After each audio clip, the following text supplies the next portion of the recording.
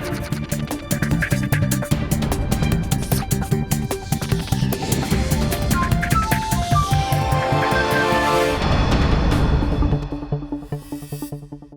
स्वागत है आपका राज्यसभा टीवी में। आप देख रहे हैं विशेष और मैं हूं आपके साथ अमृता चौरसिया। नागरिकता को लेकर कानून बनाने का अधिकार संसद के पास है।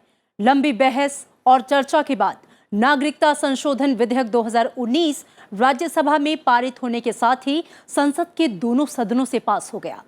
अब ये विधेयक राष्ट्रपति की मंजूरी के लिए भेजा जाएगा। नागरिकता संशोधन विधेयक 2019 में नागरिकता से संबंधित कई अहम प्रावधान किए गए। इस विधेयक में अफगानिस्तान, बांग्लादेश और पाकिस्तान से आए हिंदुओं, सिखों, बौद्धों, जैनियों, पारसियों और ईसाइयों को नागरिकता के लिए पात्र बनाने का प्रावधान किया गया है। सरकार ने इन देशों में धार्मिक उत्पीड़न के शिकार हुए इन लोगों को मानवता के आधार पर भारत की नागरिकता देने का प्रावधान किया है। संविधान की आत्मा के अनुरूप ये विधेयक सर्वधर्म समभाव की भावना पर आधारित है। विधेयक में सरकार ने पूर्वोत्तर के राज्यों की चिंताओं का भी ख्याल रखा है और इसके लिए विशेष उपबंध किए हैं। विशेष में आज हम बताएंगे नागरिकता संशोधन विधेयक 2019 के बारे में, साथ ही विधेयक के अहम प्रावधानों पर डालेंगे विस्तार से प्रकाश।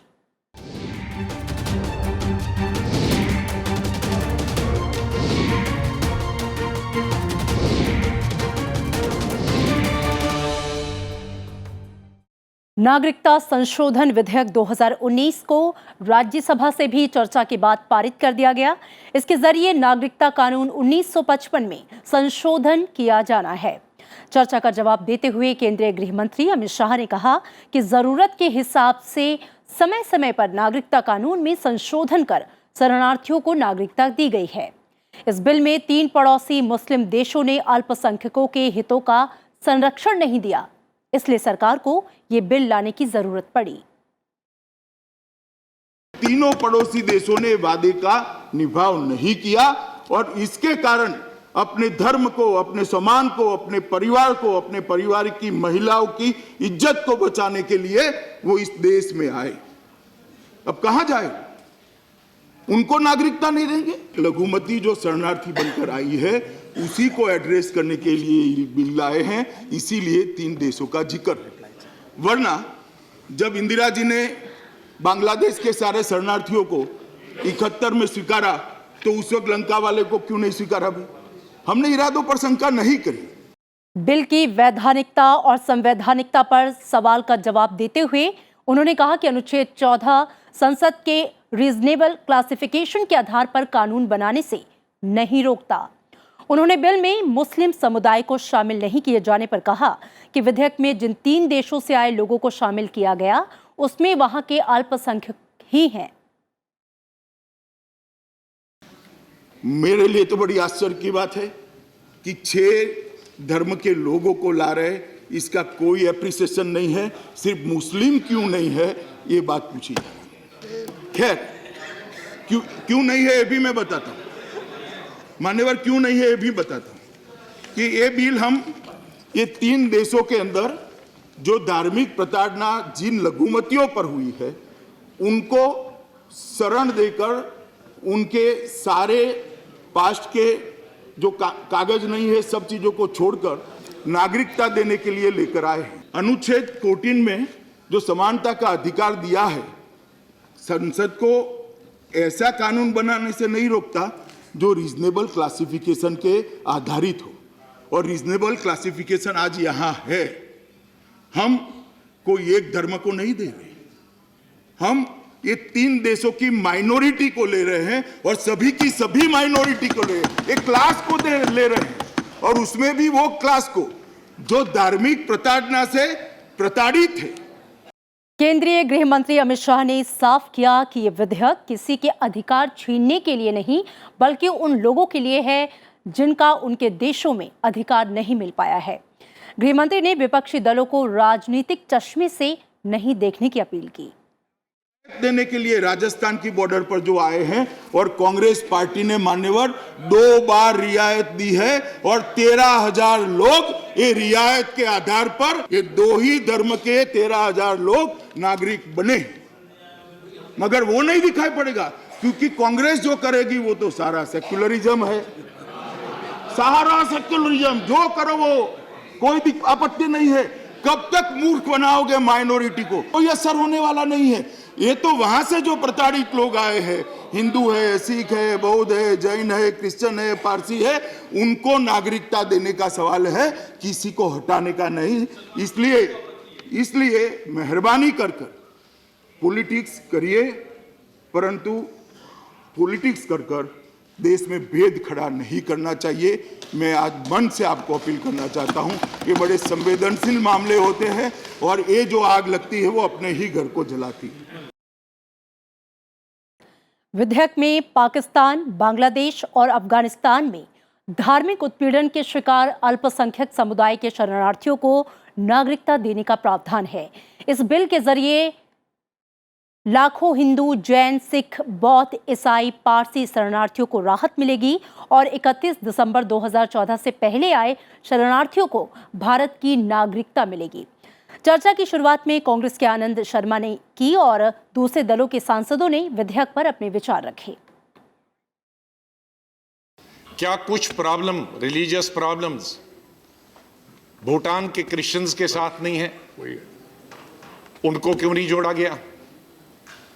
क्या इंडियन ओरिजिन के मुसलमान बर्मा में हैं, उनकी प्रॉब्लम नहीं है? उनको क्यों नहीं जोड़ा गया? न कंट्री को जोड़ा गया है और न वहां के धर्म को जोड़ा गया।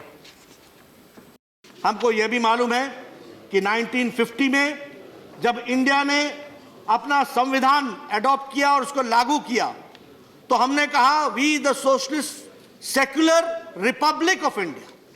हमने सेक्युलर होना तय किया, धर्मनिरपेक्ष देश बनाया भारत को। लेकिन पाकिस्तान ने इस्लामिक नेशन पाकिस्तान को घोषित किया, यह हमको मालूम होगा। How many people have lost their documents? Poor people.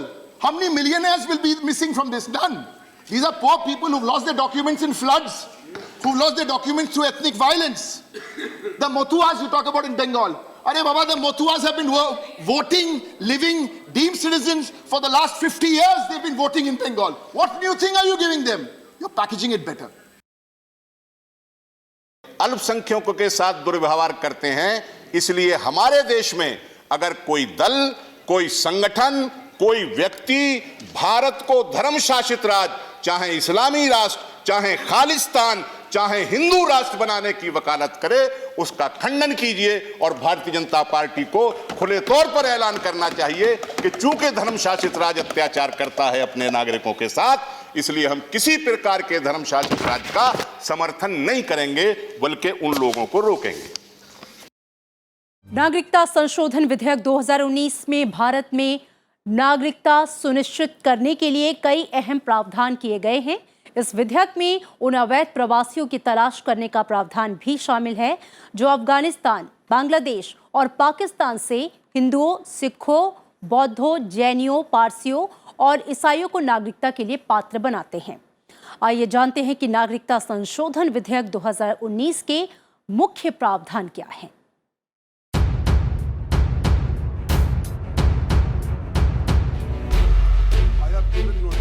नागरिकता संशोधन विधेयक 2019 राज्यसभा में चली लंबी बहस के बाद पारित हो गया। इससे पहले ये विधेयक 9 दिसंबर को लोकसभा से पारित हुआ। नागरिकता संशोधन विधेयक 2019 के प्रावधानों की बात करें तो इसके तहत अफगानिस्तान, बांग्लादेश और पाकिस्तान के हिंदू, सिख, बौद्ध, जैन, पारसी और ईसाई धर्म के मानने वाले अल्पसंख्यक समुदायों को 11 साल की बजाय महज 5 साल भारत में गुजारने और बिना उचित दस्तावेजों के भी भारतीय नागरिकता मिल सकेगी। नागरिकता संशोधन बिल हिंदू, सिख, बौद्ध, जैन, पारसी और ईसाइयों को जो पाकिस्तान, अफगानिस्तान और बांग्लादेश से बिना वैध यात्रा दस्तावेजों के भारत आए हैं या जिनके वैध दस्तावेजों की समय सीमा हाल ही के सालों में खत्म हो गई है, उन्हें भारतीय नागरिकता प्राप्त करने के लिए सक्षम बनाता है। ये बिल बांग्लादेश, पाकिस्तान और अफगानिस्तान के 6 और गैर अल्पसंख्यक समूहों के लोगों को भारतीय नागरिकता हासिल करने में आ रही बाधाओं को दूर करने का प्रावधान करता है। अफ़गानिस्तान, बांग्लादेश या पाकिस्तान से, जो इन कंट्रीज़ की ये 6 माइनॉरिटी कम्युनिटी जिनकी मैंने बात की, हिंदू, सिख, बुद्ध, जैन, क्रिश्चियन और पारसी, इनको अगर वो हमारे कंट्री में एंटर किए हैं परमिट लेकर, उनका परमिट ख़त्म हो गया है, और या ऐसे हैं जो परमिट लेके नहीं आए, इलीगल एंट्री जिनकी थी, उनको सिटीज़नशिप, उनको इलीगल ट्रीट नहीं किया जाएगा, उनके स्टे को इलीगल ट्रीट नहीं किया जाएगा। और इनको अब सिटीज़नशिप देने के लिए जो पहले का कानून था उसके हिसाब से ऐसे व्यक्ति जो बाहर से आए उनका 11 साल का प्रावधान था, उसको कम करके 5 साल किया जा रहा है। तो ये उनके अधिकारों का जो उनकी कंट्री में हनन हुआ, हमारी कंट्री में उनको बचाने के लिए ये सरकार ने कदम उठाया। नागरिकता संशोधन विधेयक 2019 विधेयक में कई अन्य प्रावधान भी किए गए हैं। मसलन सभी धर्मों के अवैध प्रवासियों को उपरोक्त लाभ प्रदान करने से उन्हें विदेशी अधिनियम 1946 और पासपोर्ट अधिनियम 1920 के तहत निर्वासन का सामना नहीं करना पड़ेगा। 1955 का अधिनियम कुछ शर्तों को पूरा करने वाले किसी भी व्यक्ति को नागरिकता प्राप्ति के लिए आवेदन करने की अनुमति प्रदान करता है। इसके लिए अन्य बातों के अलावा उन्हें आवेदन की तिथि से 12 महीने पहले तक भारत में निवास और 12 महीने से पहले 14 सालों में 11 साल भारत में बिताने की शर्त पूरी करनी पड़ती है। मौजूदा विधेयक अफगानिस्तान, बांग्लादेश और पाकिस्तान से आए हिंदू, सिख, बौद्ध, जैन, पारसी और ईसाई प्रवासियों के लिए 11 वर्ष की शर्त को घटाकर 5 वर्ष करने का प्रावधान करता है। विधेयक नागरिकता अधिनियम या किसी भी अन्य कानूनों के उल्लंघन के मामले में सरकार को भारत के OCI यानी विदेशी नागरिकता कार्ड धारकों के पंजीकरण को रद्द करने का भी प्रावधान करता है। सरकार ने विधेयक के पक्ष में कई तर्क दिए। सरकार का कहना है कि पाकिस्तान, बांग्लादेश और अफगानिस्तान के प्रवासियों ने भेदभाव और धार्मिक उत्पीड़न का सामना किया है। ये विधेयक देश की पश्चिमी सीमाओं से गुजरात, राजस्थान, दिल्ली, मध्य प्रदेश और अन्य राज्यों में आए उत्पीड़न प्रवासियों को राहत देगा। इन 6 अल्पसंख्यक समुदायों सहित भारतीय मूल के कई लोग नागरिकता अधिनियम 1955 के तहत नागरिकता पाने में असफल तो रहते ही हैं और भारतीय मूल के समर्थन में साक्ष्य देने में भी असमर्थ रहते हैं। इसलिए उन्हें देशीयकरण द्वारा नागरिकता प्राप्त करने के लिए आवेदन करना पड़ता है। देशीयकरण की लंबी प्रक्रिया से इन 3 देशों के 6 अल्पसंख्यक समुदायों को अवैध प्रवासी माना जाता है और भारतीय नागरिकों को मिलने वाले लाभ से इन्हें वंचित रहना पड़ता है। इस विधेयक में शामिल प्रावधान केंद्र सरकार के विवेकाधिकार का दायरा बढ़ाता है। सरकार अब किसी भी कानून के उल्लंघन किए जाने पर OCI पंजीकरण रद्द कर सकती है। ऐसे में किसी प्रवासी को जो भारत में रह रहा है उसे फौरन देश छोड़ के जाना पड़ सकता है। Bureau report, Rajya Sabha TV. नागरिकता संशोधन विधेयक 2019 के पारित होने के दौरान अनुच्छेद 14 और अनुच्छेद 15 के उल्लंघन को लेकर सवाल भी उठे, लेकिन सरकार ने इन सारी बातों को खारिज करते हुए कहा कि नया विधेयक किसी भी तरह से संविधान के किसी भी अनुच्छेद का उल्लंघन नहीं करता है। नागरिकता संशोधन विधेयक 2019 राज्यसभा से पास हो गया। सरकार ने विपक्ष के आरोप को खारिज करते हुए कहा कि इस विधेयक में संविधान के प्रावधानों का पूरी तरह से ख्याल रखा गया है। संविधान के जिस अनुच्छेद 14 और अनुच्छेद 15 के उल्लंघन की बात इस विधेयक के विरोध में उठाई गई, उसे समझना भी बेहद जरूरी है। संविधान के अनुच्छेद 14 के अनुसार राज्य भारत के राज्य क्षेत्र में किसी व्यक्ति को विधि के समक्ष समता से या विधियों के समान संरक्षण से वंचित नहीं करेगा। वहीं मौलिक अधिकार अनुच्छेद 15 कहता है कि राज्य किसी नागरिक के विरुद्ध केवल धर्म, मूल वंश, जाति, लिंग, जन्म स्थान या इनमें से किसी के आधार पर कोई विभेद नहीं करेगा। लिहाजा सरकार ने विपक्ष के इस तर्क को बेबुनियाद बताया और कहा कि नए संशोधित विधेयक में जो भी प्रावधान किए गए हैं वो सभी संविधान की मूल भावना को आत्मसात करते हैं। वो बिल किसी भी तरह से, किसी भी दृष्टिकोण से संविधान के किसी भी आर्टिकल को आहत नहीं करता है। मान्यवर, मेनली लबोलब सबने आर्टिकल 14 का उल्लेख किया है कि आर्टिकल 14 वायोलेट हो रहा है। मैं थोड़ा सदन के सामने आर्टिकल 14 को पढ़ना चाहता हूं। भारत के राज्य क्षेत्र में किसी व्यक्ति को विधि के समक्ष समता या विधियों के समान संरक्षण से वंचित नहीं करेगा। ये है आर्टिकल 14। अब मान्यवर, जो मैं बिल लेकर आया, इसमें उन कुछ सदस्यों को लगता है कि समानता का अधिकार इससे आहत होता है, परंतु मैं सबके सामने मेरी एक बात रखना चाहता हूं कि आर्टिकल 14 रीजनेबल क्लासिफिकेशन के आधार पर कानून बनाने से रोक नहीं सकता। वहीं नागरिकता से संबंधित संविधान का अनुच्छेद 11 संसद को नागरिकता से जुड़े कानून बनाने का अधिकार देता है। अनुच्छेद 11 के अनुसार सरकार द्वारा नागरिकता के अधिकार का विधि द्वारा विनियमन किया जाना, इस भाग के पूर्वगामी उपबंधों की कोई बात नागरिकता के अर्जन और समाप्ति के तथा नागरिकता से संबंधित अन्य सभी विषयों के संबंध में उपबंध करने की संसद की शक्ति का अल्पीकरण नहीं करेगी। वहीं पूर्वोत्तर के संगठनों की चिंता को देखते हुए सरकार ने इसमें बदलाव भी किए हैं। उन राज्यों में जहां इनर लाइन परमिट लागू है, उन्हें नागरिकता संशोधन विधेयक से छूट दी गई है।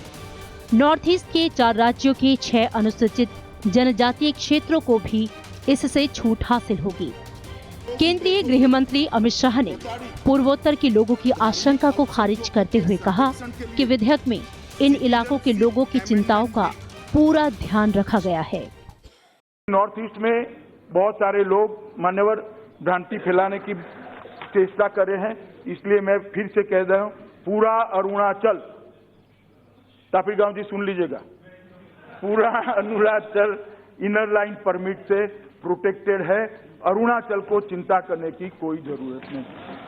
पूरा मिजोरम, एमपी साहब सुन लीजिएगा और मिजोरम वाले भी सुन ले टीवी पर, पूरा मिजोरम इनर लाइन परमिट से प्रोटेक्टेड है, किसी को चिंता करनी चाहिए। मान्यवर, पूरा नागालैंड इनर लाइन परमिट से दीमापुर के छोटे से हिस्से को बात कर पूरा प्रोटेक्टेड है, पूरे नागालैंड को चिंता करने की जरूरत नहीं। मणिपुर आज प्रोटेक्टेड नहीं है, मगर हम ये बिल तभी नोटिफाइड करेंगे जब मणिपुर को इनर लाइन परमिशन दे दिया जाएगा।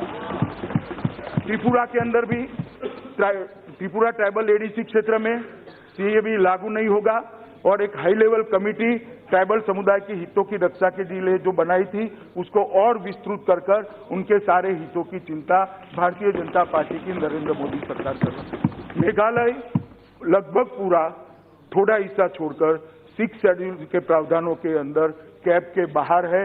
मेघालय को भी चिंता करने की जरूरत है। सरकार ने नागरिकता संशोधन बिल को न्याय की कसौटी पर खरा बताया है।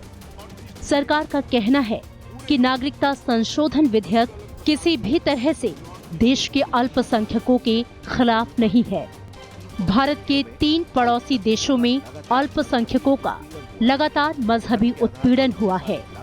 धर्म के आधार पर उनके साथ लगातार भेदभाव हुआ है, जिसकी वजह से उन्हें भारत में शरण लेनी पड़ी।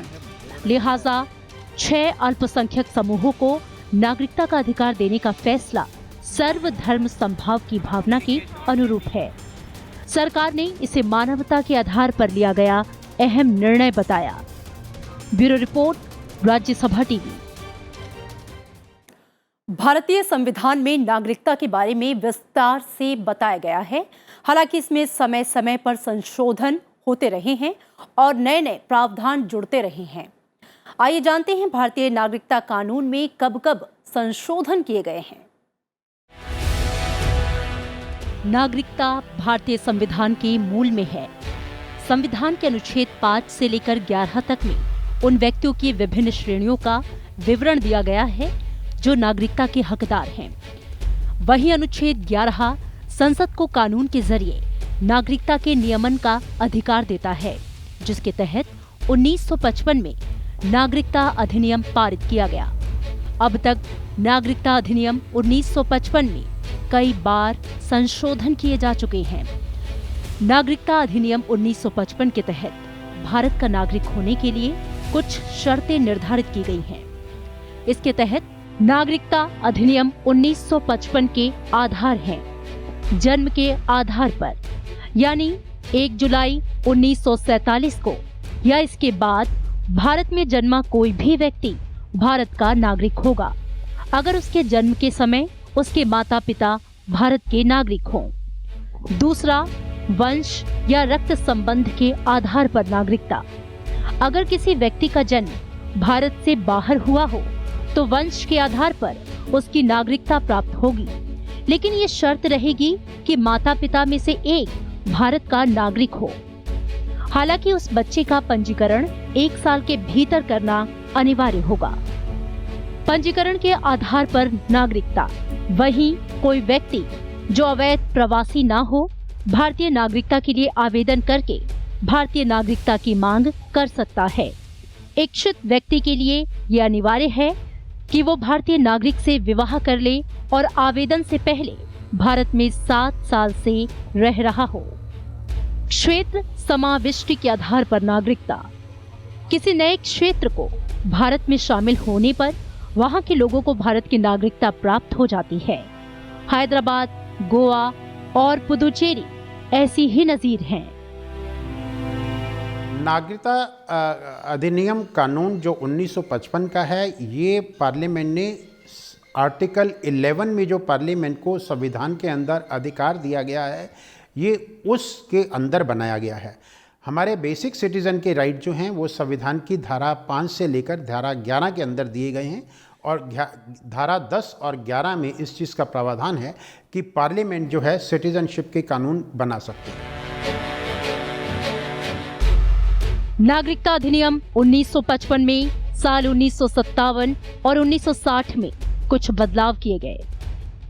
इसके बाद साल 1986 में नागरिकता से संबंधित नागरिकता संशोधन अधिनियम आया, जिसके अनुसार नागरिकता पाने के लिए अवैध प्रवासियों को निर्धारित प्रारूप में भारतीय वाणिज्य दूतावास के साथ रजिस्टर्ड होना अनिवार्य किया गया।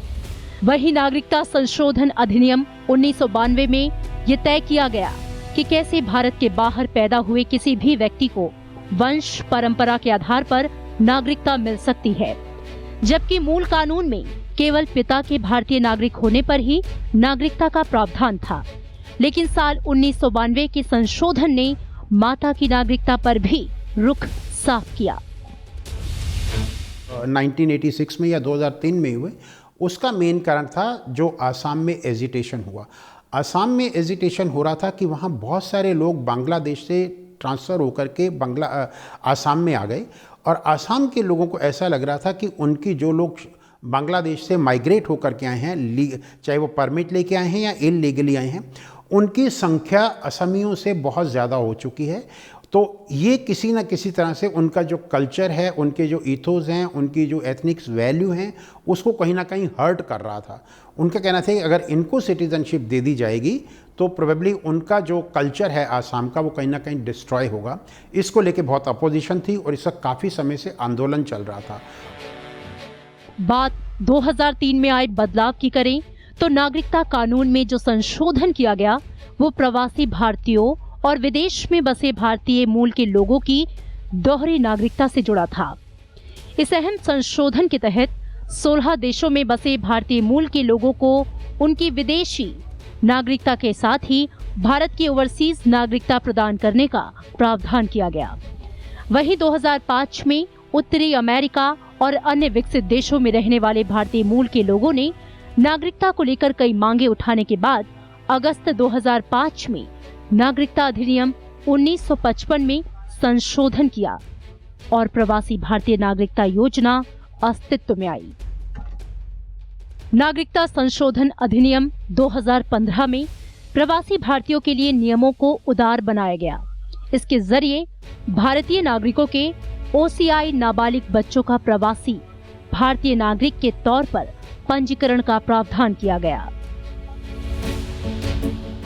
2005 में या 2015 में आए हैं, उसमें हमारे ऐसे सिटीज़न, क्योंकि हम फॉरेन डायरेक्ट इन्वेस्टमेंट चाहते हैं, सरकार का ऐसा फैसला था कि जो लोग देश से बाहर चले गए हैं और उन्होंने दूसरे देश की नागरिकता ले ली है, उनको ऐसा अधिकार होना चाहिए कि अगर वो हमारे देश में आते हैं या हमारे देश में आकर वो इन्वेस्टमेंट करना चाहते हैं तो उनके लिए कुछ हमारे जो रूल्स हैं उनको रिलैक्स करना चाहिए। तो एक 2 कैटेगरीज का इसके लिए पास्ट में जो है अमेंडमेंट करके कैटेगरी क्रिएट की गई। एक ओवरसीज़ इंडियन सिटीजन्स की कैटेगरी क्रिएट की गई और एक पर्सन्स ऑफ इंडियन ओरिजिन, ये 2 कैटेगरी क्रिएट की गई।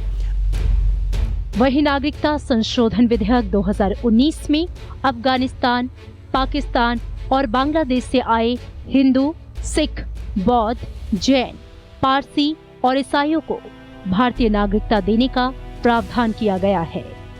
Bureau report, Rajya Sabha TV.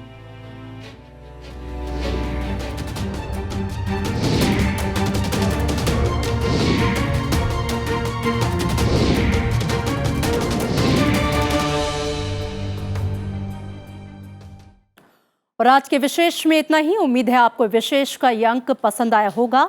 आप हमारा ये कार्यक्रम YouTube पर भी देख सकते हैं, जहां आपके सुझावों का हमें बेसब्री से इंतजार रहता है। देश और दुनिया की तमाम खबरों के लिए देखते रहिए राज्यसभा टीवी। नमस्कार।